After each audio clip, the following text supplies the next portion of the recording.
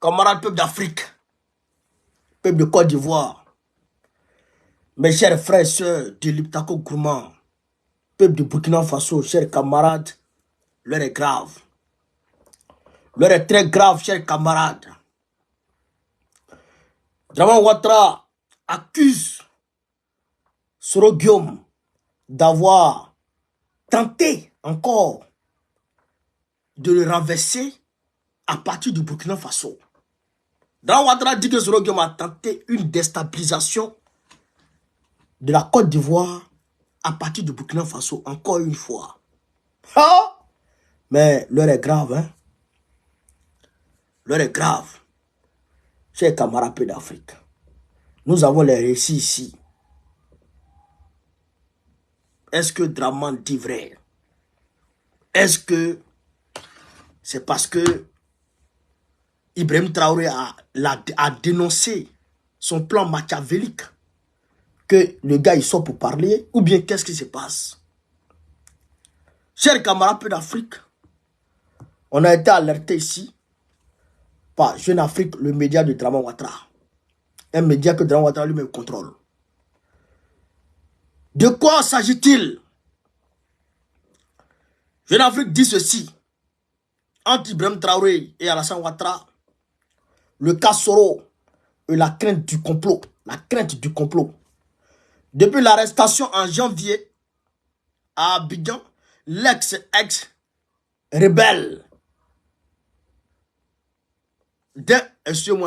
depuis l'arrestation en janvier à Abidjan d'un ex-rebelle des forces nouvelles,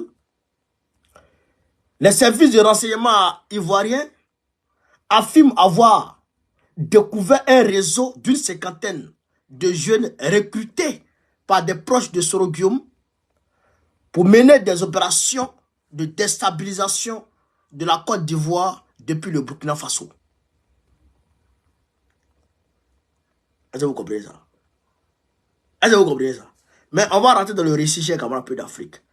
Donc, Alassane Ouattara dit qu'ils ont pris quelqu'un en janvier et que la personne a fini par parler pour dire qu'il y a un plan qui se prépare depuis le Burkina Faso pour déstabiliser la Côte d'Ivoire.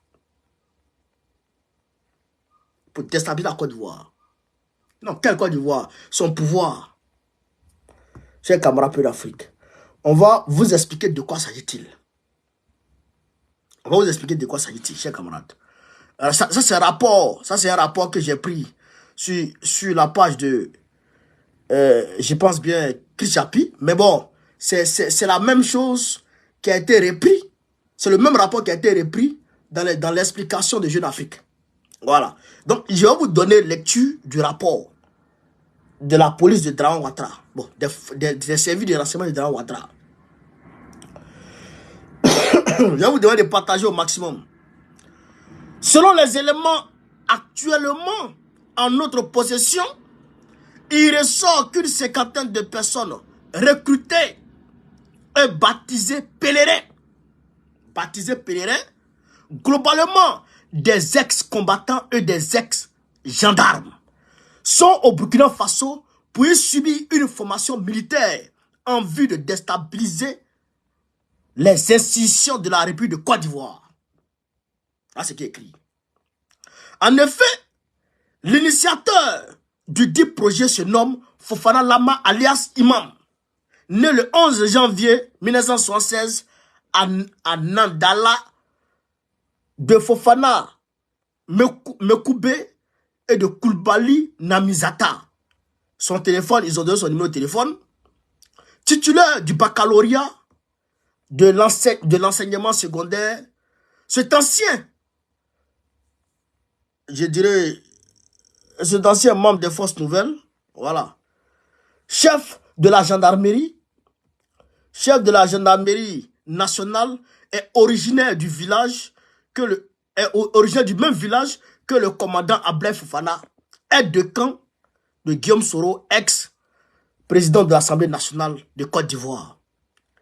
Il se réclame être un proche du même leader politique et pour lequel il est prêt à mener tous les combats.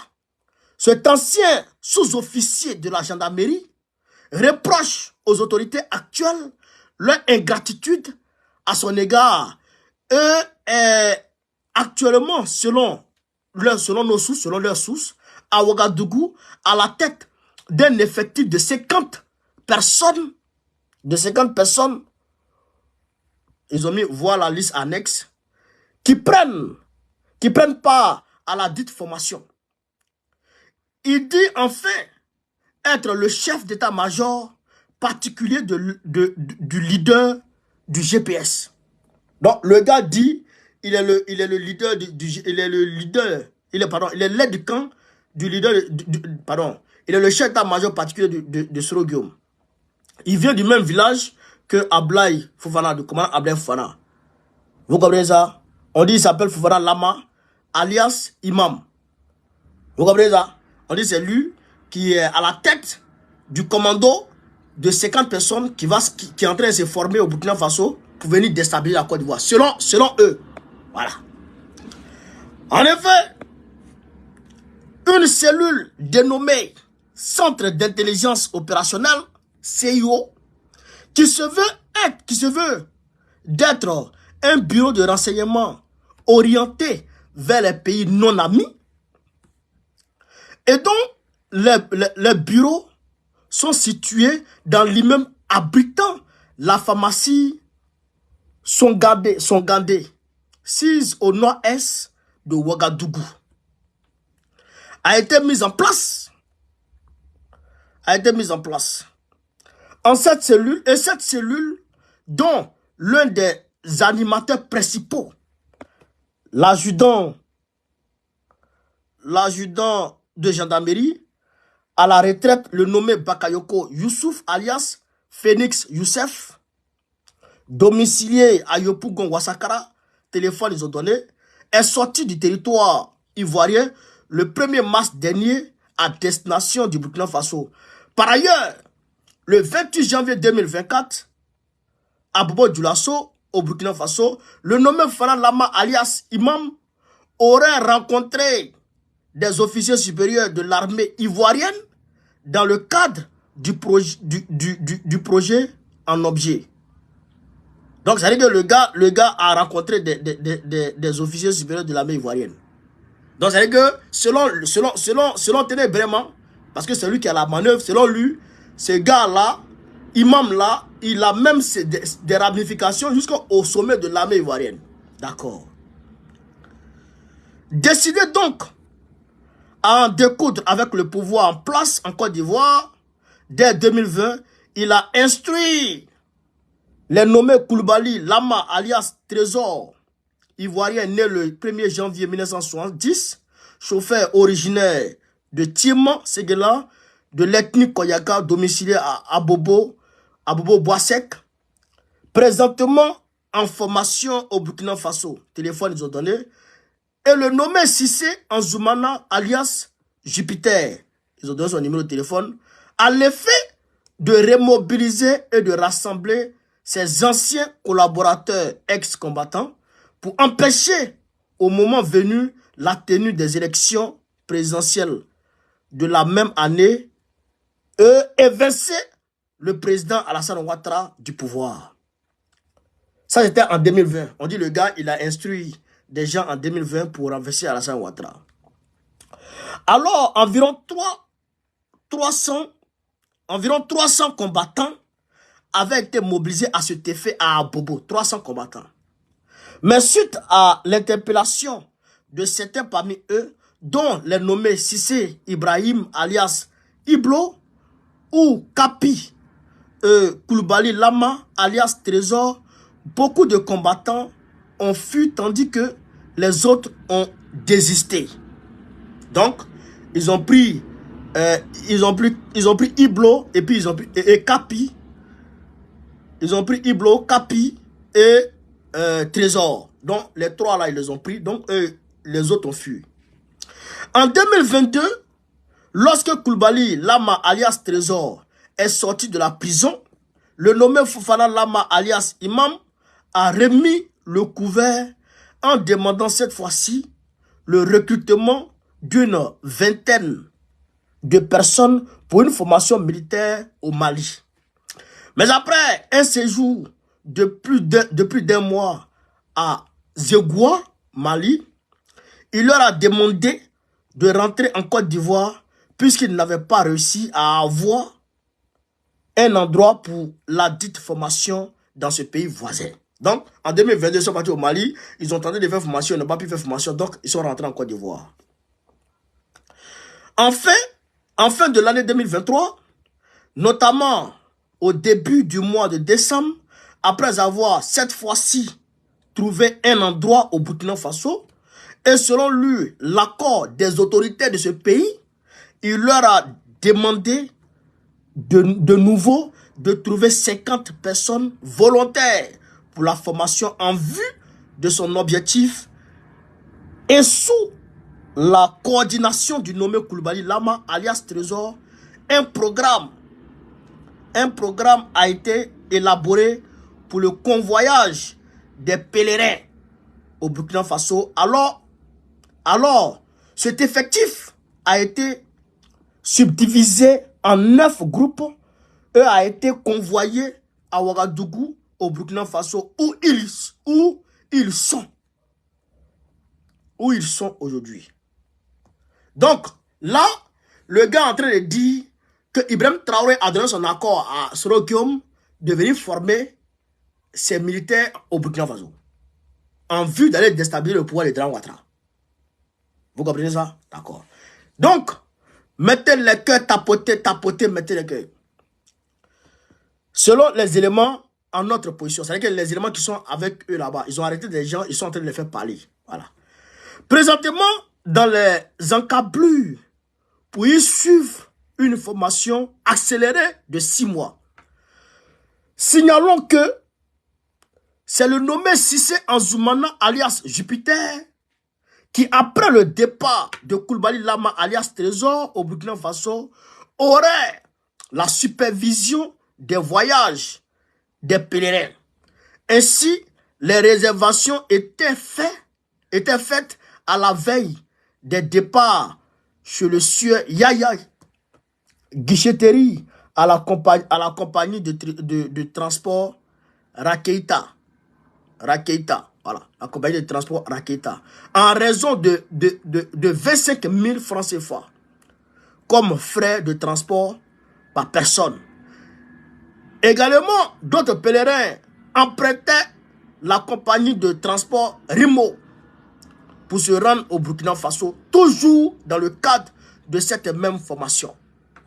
Ainsi, des pèlerins ont franchi le poste frontalier de l'Aleraba en prétextant de se rendre dans ce pays voisin pour assurer des travaux d'étanchéité pour certains et de maçonnerie pour d'autres. En témoignage,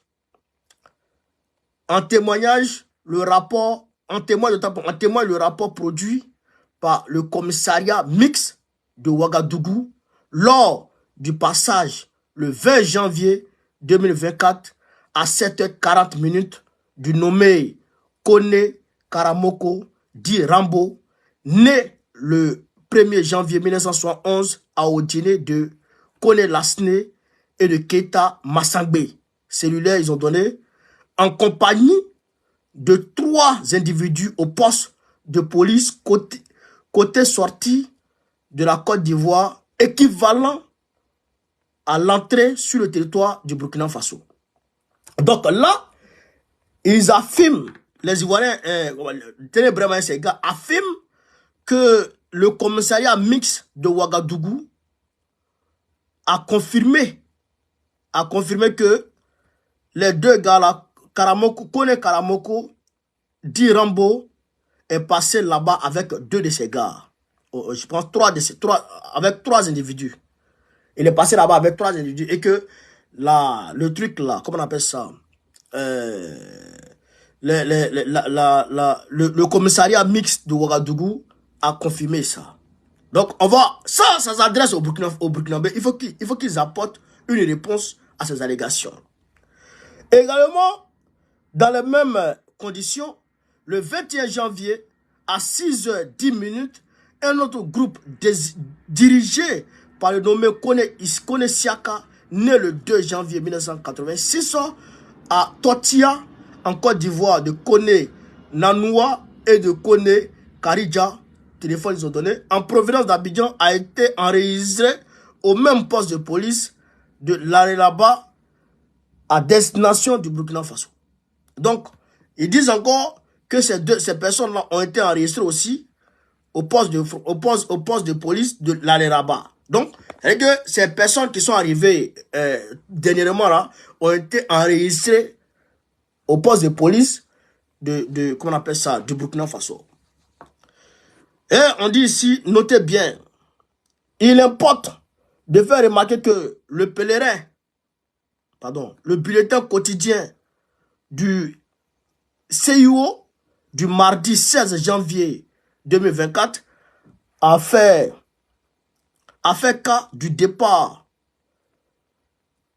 le 16 premier mois 2024 à 17h30 et de l'arrivée probable le 17 premier mois 2024 à 9h30 à Ouagadougou du groupe 1 des pèlerins.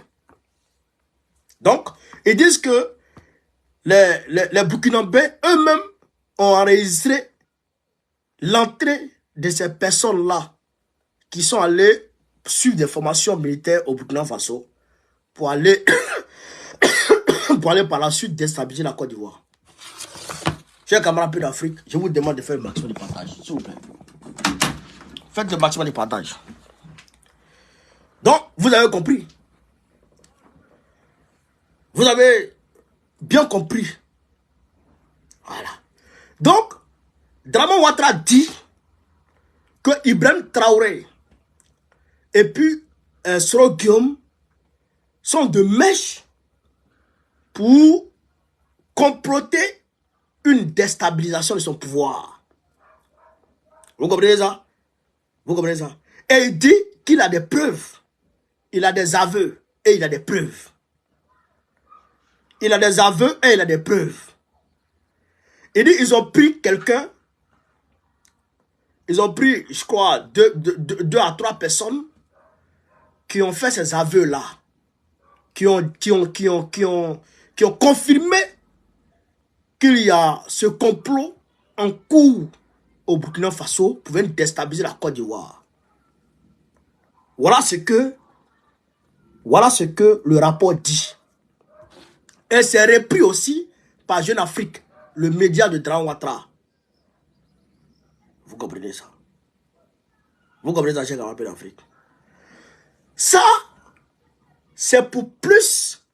On sait que, vous et moi, on sait que tout ça, c'est une machination savamment orchestrée par Draman Ouattara et ses sbires pour piétiner le processus de réconciliation et de décrispation qui est en cours en Côte d'Ivoire.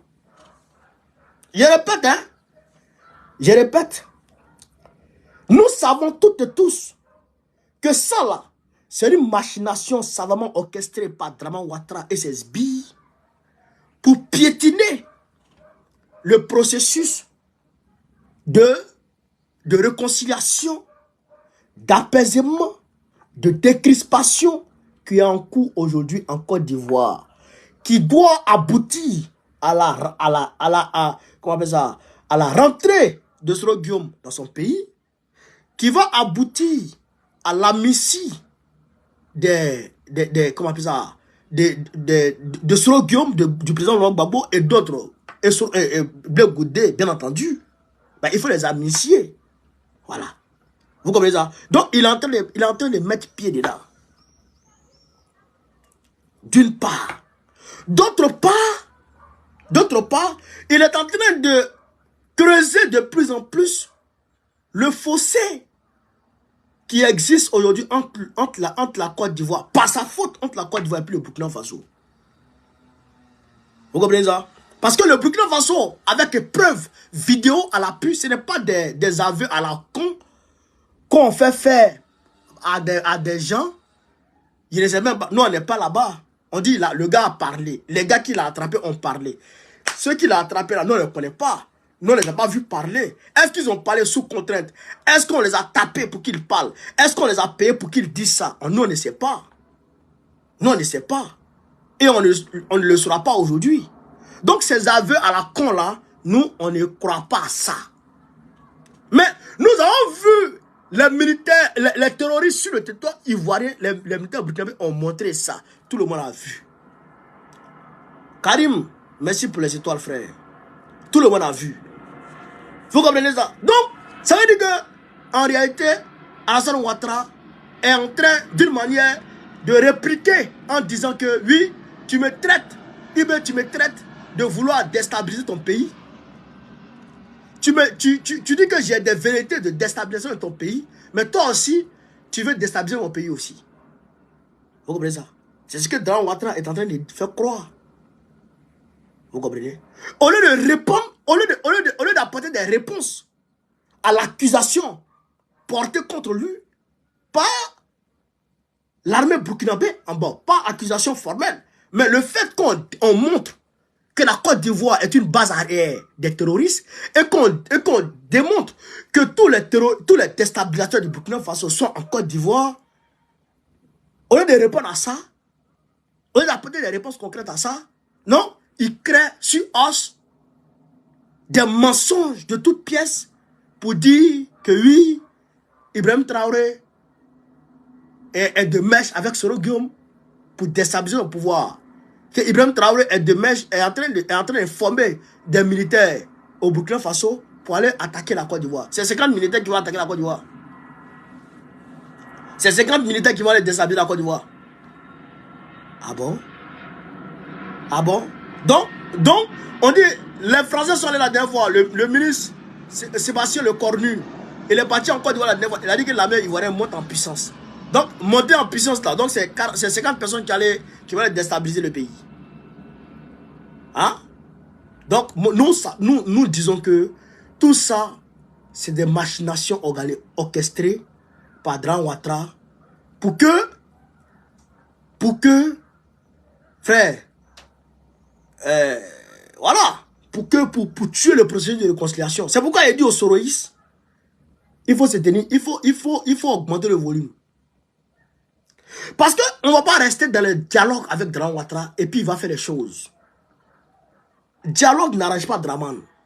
Dialogue là, c'est pas bon pour Draman. Il faut aller de façon frontale. Marc Royal, merci pour les étoiles, frère. Il faut aller de façon frontale. Frère, c'est ça qui est la vérité. Draman là, si tu ne sois pas tes crocs là, il ne veut pas te craindre. Si tu ne sois pas tes crocs, si tu ne sois pas tes gonds, Draman Ouattara là, il ne va pas t'écouter. Il ne va pas te respecter. Il a menti sur Demana Picasse ici. Que Demana Picasse voulait déstabiliser le pays, son pouvoir avec machette. Que Demana Picasse voulait, alors qu'il était au Ghana, que Demana Picasse voulait déstabiliser le pouvoir avec machette.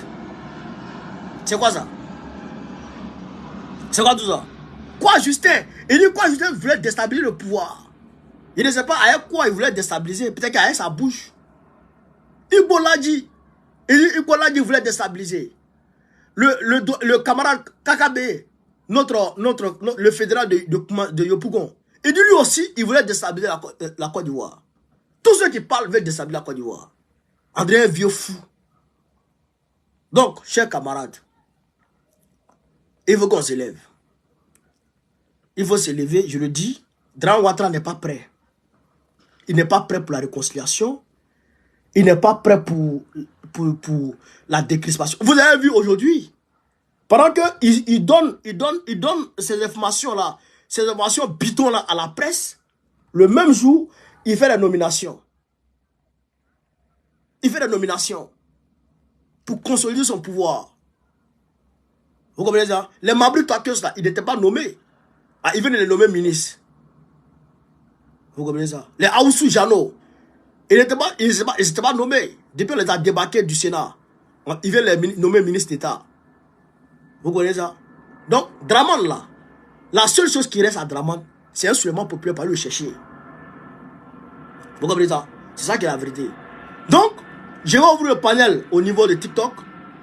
Je demande à tout le monde de nous rejoindre sur TikTok très rapidement pour qu'on débatte du sujet.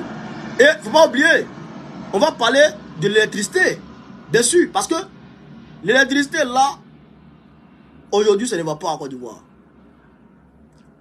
Ibrahim Traoré, excusez-moi, Ibrahim Traoré avait prédit que l'électricité allait augmenter. Et l'électricité a augmenté. Brendoumi Soumaïla, le porte-parole du PDG RDA, il avait prédit que l'électricité allait augmenter. Et l'électricité a augmenté. Mais pourquoi l'électricité a augmenté en Côte d'Ivoire? Il faut qu'on vous explique les choses. Vous savez, quand les gens vont quand Draman va s'endetter là, les moutons qui sont derrière lui disent non, c'est parce que on a confiance en lui, c'est parce qu'il est crédit. Mais voici le Mali qui vient de prendre 120 millions. Voici Assimi Goïta qui vient de prendre 120 millions. Tous ceux qui veulent prendre crédit, ils peuvent prendre crédit au FMI. Mais quand il est trop endetté, le FMI envoie des experts pour venir réajuster ton économie. C'est ce qu'on appelle le programme de réajustement structurel. Quand ils viennent là, ils regardent les subventions que tu fais par rapport à ton pays, par rapport à tes populations. Ils peuvent te dire là, il faut annuler la subvention au niveau de l'électricité.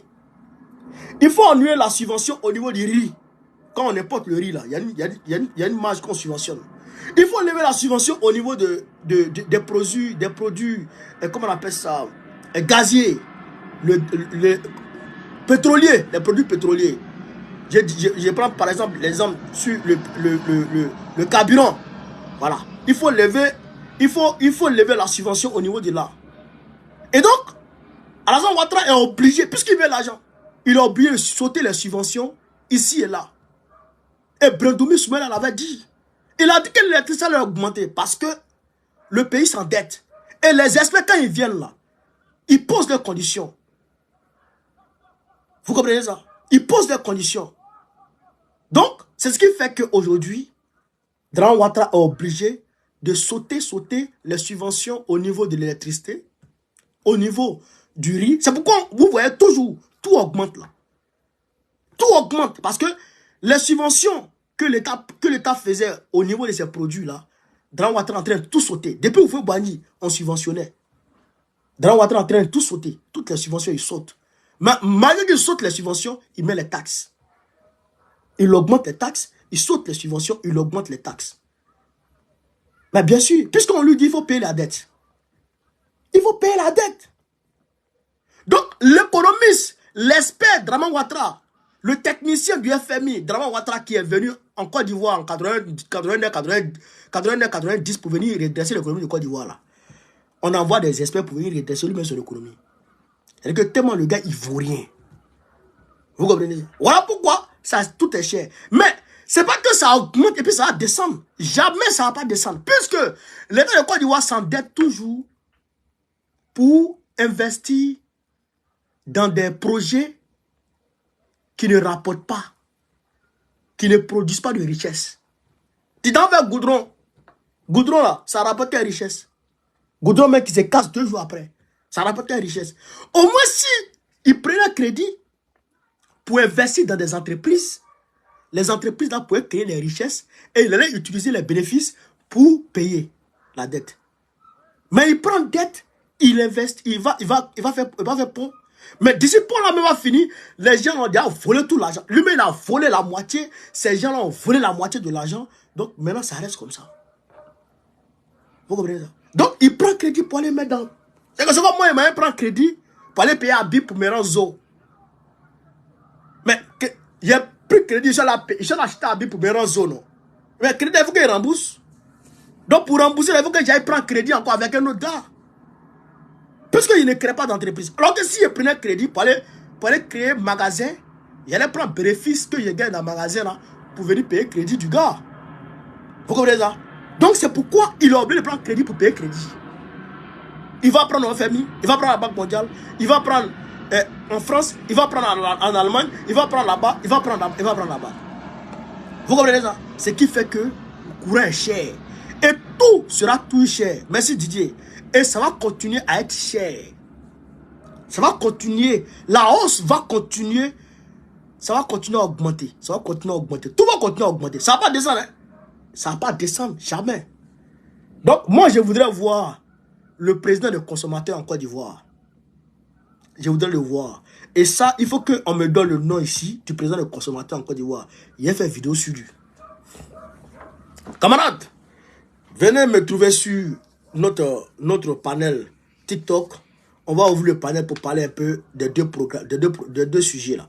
L'électricité et puis la déstabilisation, la pseudo-déstabilisation de la Côte d'Ivoire par Ibrahim Traoré et puis Soro Guillaume, que Dran Ouattara est en train de dire ici. Chers camarades peu d'Afrique, sur ce, vive l'Afrique libre, vive le panafricanisme, vive le peuple africain, Babo président du Côte d'Ivoire 2025. Venez nous retrouver sur TikTok très rapidement. On va